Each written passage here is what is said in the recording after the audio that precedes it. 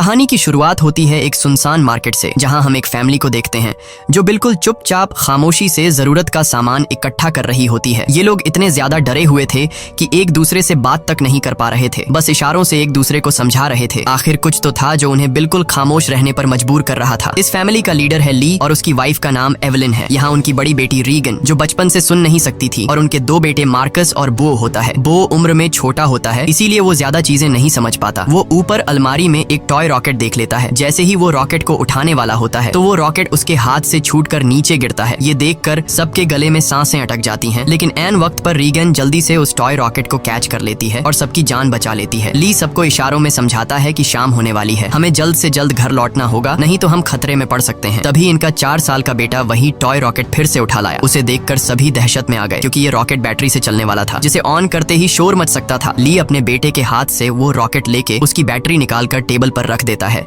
इसके बाद वो सभी घर के लिए निकलने लगे, लेकिन बो उस रॉकेट को साथ ले जाने की बार बार जिद कर रहा था। इसलिए रीगन चुपके से इस बिना बैटरी वाले रॉकेट को उसके हाथ में थमा देती है और वो भी स्टोर से बाहर आ गई। पर तभी उस बच्चे ने रॉकेट की बैटरियां भी उठा ली। इसके बाद ये चारों लाइन से घर की तरफ निकल पड़े। तब हम देखते हैं कि रोशनियों से चमकने वाला ये शहर कभी गाड़ियों के शोर और इंसानों की भीड़ से भरा रहता, मगर आज ये शहर पूरी तरह से वीरान और सन्नाटे में डूबा हुआ है। यहाँ इंसान तो दूर बल्कि परिंदों की भी आवाज नहीं सुनाई देती। हर तरफ एक खौफनाक सी खामोशी छाई हुई है। पूरी दुनिया में अब कमतर ही लोग जिंदा बचे हैं, जिनमें ये 5 लोग भी शामिल हैं। यहाँ हम देखते हैं कि उन्होंने लाइन से अपने घर तक रेत बिछाया हुआ है और ये लोग इस पर नंगे पांव चल रहे थे ताकि कदमों की भी आहट न हो। वहीं मासूम बो रीगन के पीछे था। वह रॉकेट को लेकर बहुत खुश था। तभी बो ने रॉकेट में बैटरी लगाकर उसे ऑन कर दिया, जिससे उस रॉकेट में म्यूजिक बजने लगा। रीगन सुन नहीं सकती थी, इसलिए आवाज पर उसका ध्यान ही नहीं गया, लेकिन जब ली और एवलिन ने उसे सुना तो वो दोनों बहुत ज्यादा घबरा गए। तभी अचानक घने जंगलों के बीच से निकलकर गोली की रफ्तार से भागता एक खौफनाक मॉन्स्टर बो की तरफ बढ़ने लगा। ली जल्दी से खिलौने को बंद करने के लिए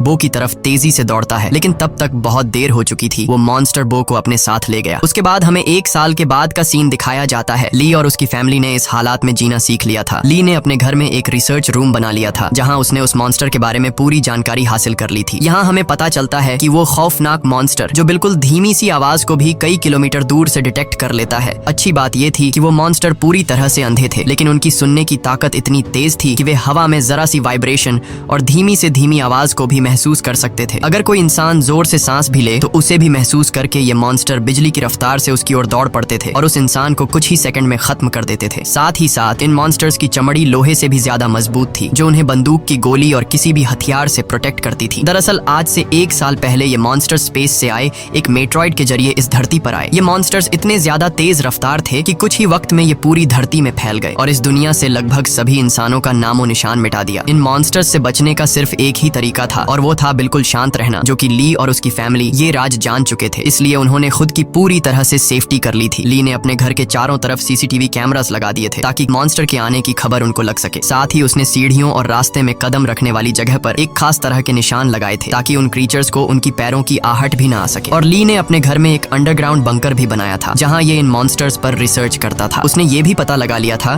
कि इस इलाके में कुल 3 मॉन्स्टर मौजूद हैं। अब ली उन मॉन्स्टर की कमजोरी के बारे में जानने की कोशिश कर रहा था। साथ ही साथ ली रेडियो के जरिए पूरी दुनिया में हेल्प का सिग्नल भेज रहा था, लेकिन अब तक उसका किसी से भी कांटेक्ट नहीं हो पाया था। यहाँ हमें पता चलता है कि एवलिन प्रेग्नेंट है और जल्द ही वो एक बच्चे को जन्म देने वाली है। अब क्योंकि ये बच्चा पैदा होने पर रोने लगेगा, इसलिए उन्होंने अपने आने वाले बच्चे के लिए एक साउंड प्रूफ बॉक्स बना लिया है, ताकि जब भी अगर बच्चा रोए तो उसके मुंह पर ऑक्सीजन मास्क रखकर उसे उस बॉक्स में छुपा दें, जिससे उस मॉन्स्टर को बच्चे की रोने की आवाज नहीं आएगी। इस मुश्किल हालात में मॉन्स्टर से बचने के लिए रेडी रहना बहुत जरूरी था, लेकिन ली की बड़ी बेटी रीगन सुन नहीं सकती थी और ये कमी उसके लिए एक बड़ी मुसीबत बन सकती थी। इसलिए ली इसकी इस कमी को दूर करने की कोशिश में था। ली अपनी बेटी रीगन के लिए एक कॉक्लियर हीरिंग एम्पलीफायर बनाता है और ली वो एम्पलीफायर रीगन को दे देता है। लेकिन रीगन इस एम्पलीफायर को लेकर खुश नहीं थी, क्योंकि उसे लगता था कि हमेशा की तरह ये एम्पलीफायर भी काम नहीं करेगा, क्योंकि ली अपनी बेटी रीगन के लिए पहले भी कई एम्पलीफायर बना चुका था। इसलिए रीगन पहले तो इस एम्पलीफायर को गिरा देती है, लेकिन जब वह उस एम्पलीफायर को टेस्ट करती है तो ये एम्पलीफायर काम कर रहा होता है। बाहरी दुनिया की आवाज सुनते ही वो खुशी के मारे रोने लगती है और साथ में रीगन को अपने छोटे भाई की याद भी आती है। रीगन आज भी खुद को अपने भाई की मौत का जिम्मेदार ठहराती है। इससे लगता है कि अगर उस दिन वो अपने भाई को टॉय रॉकेट नहीं देती तो आज उसका भाई जिंदा होता। रीगन अपने पिता के काम में हाथ बटाकर खुद को साबित करना चाहती थी, इसलिए रीगन अपने पिता के अंडरग्राउंड बंकर की तरफ जाने लगती है,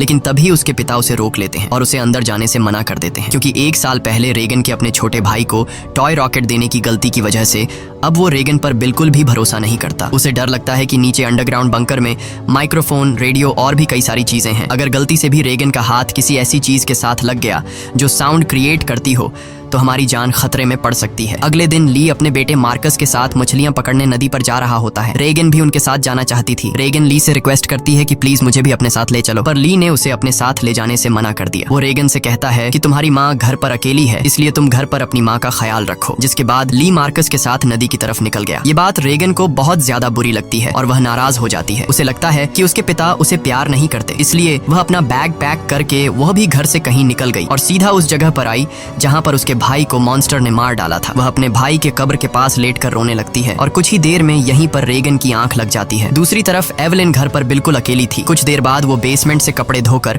उन्हें बोरी में भरकर बाहर ले जा रही थी। तभी सीढ़ी पर लगा एक कील उस बोरी में फंसकर सीधा हो गया। वह नुकीला कील ठीक उनके पैर रखने की निशान पर था, पर एवलिन उसे देख नहीं पाई। उधर ली और मार्कस मछली पकड़ने में लगे थे। कुछ देर बाद ली अपने बेटे मार्कस को एक झरने के पास ले आता है और ली अपने बेटे से कहता है कि यहाँ तुम बात कर सकते हो, क्योंकि पानी के झरने की वजह से तुम्हारी आवाज उसमें हाइड हो जाएगी और तुम्हारी आवाज उस मॉन्स्टर तक नहीं पहुंच पाएगी। अब तुम खुलकर बात कर सकते हो। वो दोनों झरने के पास बैठकर बातें करने लगते हैं। मार्कस पूछता है क्या वो बो की मौत का जिम्मेदार रेगन को मानते हैं, जिस पर ली जवाब देता है कि जो कुछ भी बो के साथ हुआ उसमें किसी की भी गलती नहीं थी। लेकिन मार्कस ली को बताता है कि रेगन आज भी बो की मौत का जिम्मेदार खुद को ठहराती है, इसलिए तुम्हें रेगन को ये बात बतानी चाहिए कि उस दिन तुम्हारी कोई गलती नहीं थी। इसी दौरान एवलिन ने अपने मर चुके बेटे की तस्वीर लिए उसकी याद में आंसू बहा रही थी। तभी अचानक उसे लेबर पेन शुरू हो गया, यानी कि उसकी डिलीवरी का टाइम आ चुका था। वो फोटो फ्रेम हाथ में लिए हुए जल्दी से बेसमेंट की तरफ जाने लगी, पर तभी सीढ़ियों से नीचे उतरने की जल्दी में उसका पैर उस नुकीले कील पर धंस गया। एवलिन दर्द से तड़प उठी, पर उसने अपने मुंह से आवाज नहीं निकाली। लेकिन उसके हाथ से उसके बेटे का फोटो फ्रेम छूट गया और तेज आवाज के साथ नीचे गिरकर टूट जाता है। एवलिन ने जैसे तैसे करके अपने पैर को खींचकर उस कील से बाहर निकाला। इस दौरान उसे इतनी तकलीफ हुई कि उसका चेहरा पूरी तरह से लाल हो गया, लेकिन वो खुद पर काबू रखते हुए अपने मुंह से आह तक नहीं निकालती, क्योंकि उसे पता था कि आवाज निकालने का मतलब अपनी मौत को दावत देना है। वो लंगड़ाती हुई नीचे आकर लाइट का स्विच ऑन करती है, जिससे बाहर रेड लाइट जल पड़ी। अब वो वापस ऊपर की तरफ लौटने लगी, पर तभी उसने कुछ देखा जिससे उसके गले में सांस अटक गई। असल में वो मॉन्स्टर उसके घर तक पहुंच चुका था। दरअसल जब एवलिन के हाथ से वो फोटो फ्रेम गिर गया था तो उस आवाज को मॉन्स्टर ने सुन लिया था। डर से कांपती एवलिन दीवार के पीछे छिप गई। दूसरी तरफ ली और मार्कस मछलियां पकड़कर घर वापस लौट रहे थे। तभी दूर से उन्होंने देखा कि घर के चारों ओर रेड लाइट जल रही है। ली समझ गया कि एवलिन खतरे में है। वह तुरंत घर की तरफ भागा। उधर बेसमेंट में छिपी एवलिन डर के मारे कांप रही थी और वो मॉन्स्टर उसे घर के हर एक कोने में ढूंढ रहा था। तभी एवलिन को बेसमेंट में एक टाइमर मिला। यहाँ एवलिन समझदारी से काम लेते हुए उस टाइमर में कुछ सेकंड्स का टाइम सेट करके उसे एक कोने में रख देती है और जल्दी से एक दूसरे कोने में आकर चुप जाती है। इतने में वो मॉन्स्टर वहाँ हलचल महसूस कर लेता है और वो धीरे धीरे उस हलचल वाली जगह की तरफ बढ़ने लगा। वो एवलिन के काफी करीब था। एक तो एवलिन को लेबर पेन हो रहा था और दूसरा उस मॉन्स्टर का डर था। लेकिन एवलिन अपने आप को पूरी तरह से कंट्रोल करके बिल्कुल चुपचाप बैठ जाती है। तभी टाइमर में अलार्म बजा, जिसे सुनते ही वो मॉन्स्टर तेजी से उस डायरेक्शन में भागा। मौके का फायदा उठाते हुए एवलिन जल्दी से अंडरग्राउंड बेसमेंट से बाहर निकली, पर वो जैसे ही मेन डोर से बाहर निकलने वाली थी तो उसने देखा कि एक और मॉन्स्टर घर के बाहर यहाँ वहाँ घूम रहा है। इसलिए एवलिन वहीं पर दीवार के साथ छिप गई। उधर ली मार्कस के साथ दूर से ये सब कुछ देख रहा था। ली समझ गया कि अगर मैं अपनी बीवी को बचाने के लिए घर पर जाऊंगा तो मैं अपनी बीवी को बचाने के बजाय हम दोनों की जान जा सकती है, क्योंकि उस मॉन्स्टर की बॉडी इतनी सख्त है कि उसे बंदूक से मार पाना इम्पॉसिबल है। इसलिए वह अपने पहले से बनाए हुए एक प्लान पर काम करने लगा। ली ने जल्दी से मार्कस को टॉर्च दिया और उसे जल्दी फ्लेयर रॉकेट चलाने को कहा, जो उन्होंने घर से दूर एक जगह पर पहले ही वहां सेट कर रखे थे। जिसके बाद मार्कस तेजी से रॉकेट की तरफ भाग निकला। दूसरी तरफ एवलिन ऊपरी मंजिल में मौजूद बाथ टब में भाग आई थी। वह बहुत ज्यादा तकलीफ में थी। अब वह और ज्यादा देर तक बच्चे को रोक नहीं सकती थी। वह बस बच्चे को जन्म देने ही वाली थी कि उसकी सिसकियों की आवाज को महसूस करता हुआ वो मॉन्स्टर बाथरूम के करीब आ चुका था। एवलिन को समझ आ चुका था कि अब जिंदा बच पाना नामुमकिन है। तभी उधर मार्कस ने रॉकेट्स चला दिए, जिससे आसमान में तेज आवाज के साथ फ्लेयर्स शुरू हो गईं, जिसे सुनकर वह मॉन्स्टर एवलिन को यहीं पर छोड़कर तेजी से उस आवाज की तरफ भागा और उसी पल दर्द को दबाए बैठी एवलिन जोर से चीख पड़ी, जिसकी आवाज रॉकेट्स के शोर में दब जाती है। ये रॉकेट्स का शोर और लाइट्स दूर से रेगन भी देख लेती है और वह घर की तरफ निकल पड़ती है। थोड़ी देर बाद ली बंदूक लेकर घर के अंदर आया। उसने देखा कि सीढ़ियों पर पैरों के खून के निशान लगे हुए हैं। वह उन निशानों का पीछा करते हुए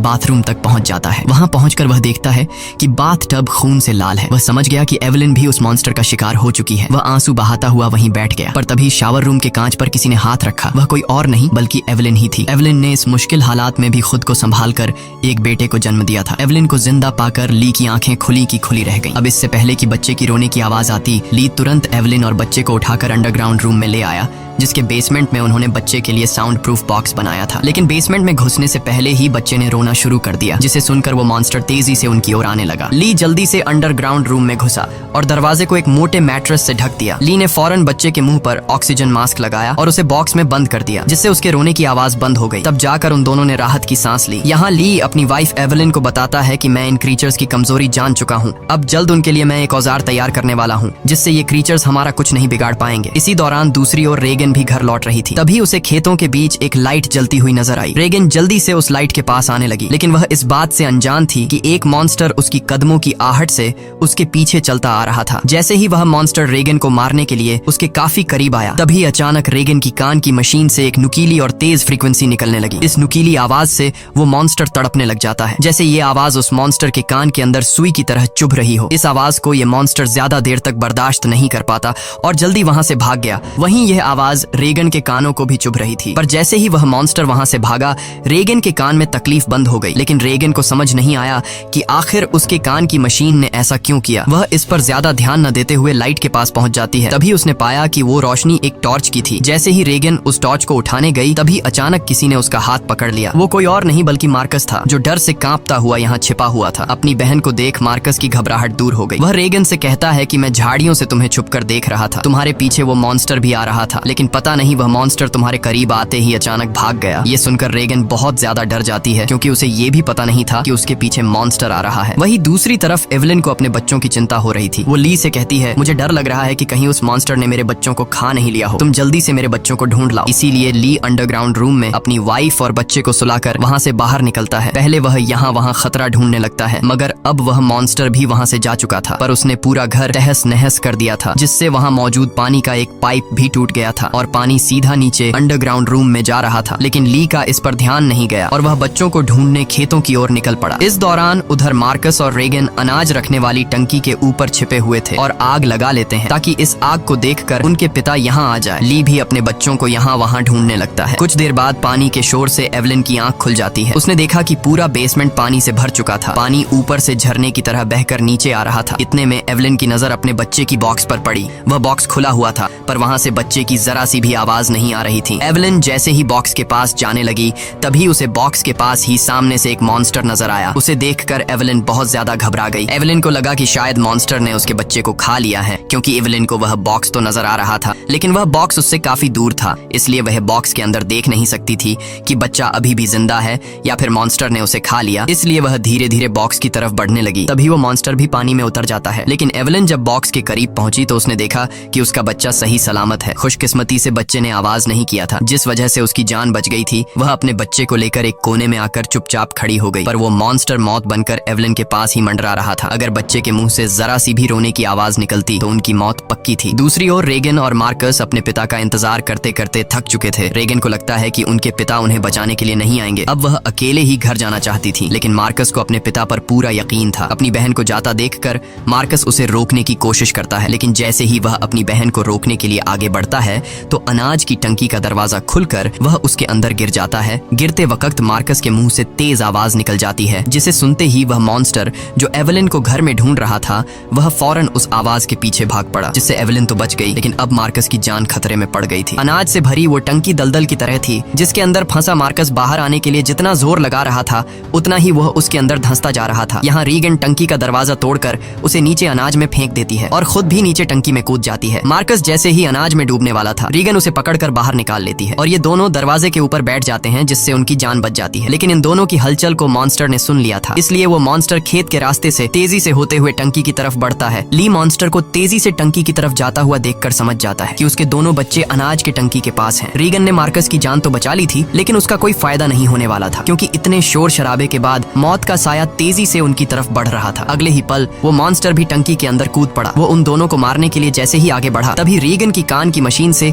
एक बार फिर एक नुकीली आवाज निकलने लगी। ये आवाज उस मॉन्स्टर के लिए बहुत ही ज्यादा पेनफुल होती है, इसलिए वो बिना उन्हें मारे वहाँ से निकल जाता है। रीगन और मार्कस मौत के मुंह से बाल बाल बच गए और टंकी से बाहर निकल आए। बाहर ली भी उन्हें ढूंढता हुआ आ पहुंचा था। वह अपने बच्चों को सही सलामत देखकर बहुत खुश होता है। इस दौरान एवलिन भी ये सब कुछ सीसीटीवी रूम से देख रही थी। तभी ली को पता चलता है कि अभी भी वो मॉन्स्टर यहाँ आसपास है। उसने बच्चों को फौरन सामने मौजूद गाड़ी की ओर भेज दिया और खुद एक कुल्हाड़ी उठाकर आसपास नजरें दौड़ाने लगा, लेकिन वो क्रीचर ठीक उसके ऊपर होता है। ली जैसे ही पलटकर पीछे देखता है, वो मॉन्स्टर उसे अपने पंजे से मारकर दूर फेंक देता है। अपने पिता को तकलीफ में देखकर मार्कस ली को आवाज देने लगता है। आवाज सुनकर मॉन्स्टर को मार्कस की पोजीशन का भी पता चल जाता है। वो मॉन्स्टर अब मार्कस और रीगन की तरफ बढ़ने लगा, लेकिन तभी एक बार फिर रीगन की कान की मशीन से फ्रीक्वेंसीज निकलने लगी। वह आवाज रीगन को भी चुभ रही थी, इसलिए रीगन ने अपनी कान की मशीन को ही ऑफ कर दिया, लेकिन यह उसकी सबसे बड़ी गलती थी। इस मशीन से जो फ्रीक्वेंसी निकलती थी वही फ्रीक्वेंसी उस मॉन्स्टर की कमजोरी थी, जिसे वो बिल्कुल भी बर्दाश्त नहीं कर सकता था। लेकिन अनजाने में रीगन ने मशीन को बंद करके अपनी ही मौत को दावत दे दी। अगले ही पल वो मॉन्स्टर कार पर झपट पड़ा और मार्कस तक पहुंचने की कोशिश करने लगा। इसी दौरान उधर ली होश में आ गया। अपने बच्चों को खतरे में देख वह समझ गया था कि मॉन्स्टर से लड़कर वह कभी भी मॉन्स्टर को मार नहीं सकता, इसलिए अब उसे सिर्फ एक ही रास्ता नजर आया। उसने रीगन को इशारों में बताया कि मैं तुमसे बहुत ज्यादा प्यार करता हूँ, मैंने तुम्हें कभी भी बो की मौत का जिम्मेदार नहीं ठहराया है और मेरे होते हुए तुम्हें कुछ नहीं हो सकता। जिसके बाद ली जोर से चिल्लाने लगा। उसे सुन वो मॉन्स्टर ली की तरफ दौड़ पड़ा और एक ही झटके में उसे चीर फाड़ कर रख दिया। अपने पिता को मरता हुआ देखकर रीगन को बहुत ज्यादा दुख होता है, क्योंकि पहले उसे लगता था कि उसके पिता उससे प्यार नहीं करते, लेकिन अब उसे रियलाइज हुआ कि वह गलत थी। ली को मारने के बाद वो मॉन्स्टर वहाँ से चला जाता है। दूसरी तरफ एवलिन भी ये सब कुछ सीसीटीवी के जरिए देख रही थी। तब रीगन उसी वक्त गाड़ी स्टार्ट करके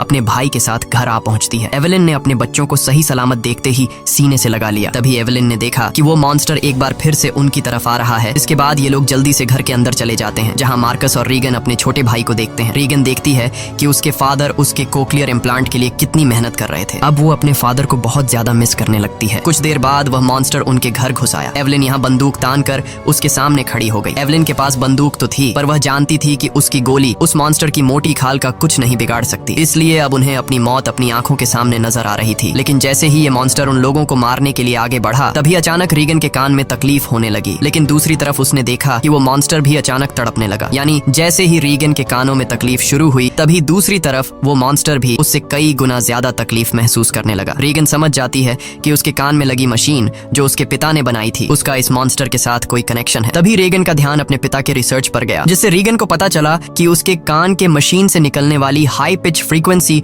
उस मॉन्स्टर की कमजोरी है। रीगन को समझ आ गया था कि जब भी ये मॉन्स्टर मेरे करीब आता तो मेरे कान में तकलीफ होने लगती और ये मॉन्स्टर वहाँ से भाग जाता। इससे पहले कि ये मॉन्स्टर उन्हें मार देता, रीगन जल्दी से अपने कान में लगे कॉक्लियर इम्प्लांट का पावर और ज्यादा बढ़ा देती है, जिससे निकली हाई फ्रीक्वेंसी साउंड से वो मॉन्स्टर अचानक तड़पने लगा। ऐसा लग रहा था कि जैसे वो हाई फ्रीक्वेंसी साउंड उस मॉन्स्टर के पूरे शरीर में सुइयां चुभा रही हो। यहाँ रीगन की माँ भी समझ जाती है कि ये सारा कमाल कोक्लियर इम्प्लांट का है, लेकिन पावर बढ़ाने से रीगन के कानों में भी और ज्यादा तकलीफ होने लगी। इसीलिए रीगन समझदारी से काम लेते हुए वहाँ रखे एक माइक्रोफोन के साथ उस कान की मशीन को लगा देती है, जिससे वो फ्रीक्वेंसी साउंड वेव और ज्यादा तेज हो गई। अब तो उस मॉन्स्टर का दर्द से बुरा हाल हो गया और उसकी खोपड़ी का आर्मर अपने आप ही खुलने लगा। आर्मर खुलते ही जैसे ही उसका मुंह नजर आया, तभी एवलिन ने शॉटगन से सीधे उसके मुंह पर ही फायर कर दिया, जिससे उसकी खोपड़ी एकदम गुब्बारे की तरह फट गई और आखिरकार वो मॉन्स्टर मारा गया। हालांकि खतरा अभी टला नहीं था। गोली की आवाज सुनकर उस इलाके में मौजूद बाकी के 2 और मॉन्स्टर भी उनकी ओर आने लगे, लेकिन अब एवलिन और रीगन को उन मॉन्स्टर्स की कमजोरी मालूम चल चुकी थी। इसलिए रीगन ने माइक का वॉल्यूम फुल कर दिया और एवलिन उन मॉन्स्टर्स को मारने के लिए तैयार हो गई। इसी के साथ ये कहानी खत्म हो जाती है। अगर आपको वीडियो अच्छी लगी हो तो हमारे चैनल को सब्सक्राइब और वीडियो को लाइक जरूर कीजिएगा। और अगर आपको इस मूवी का सेकंड पार्ट चाहिए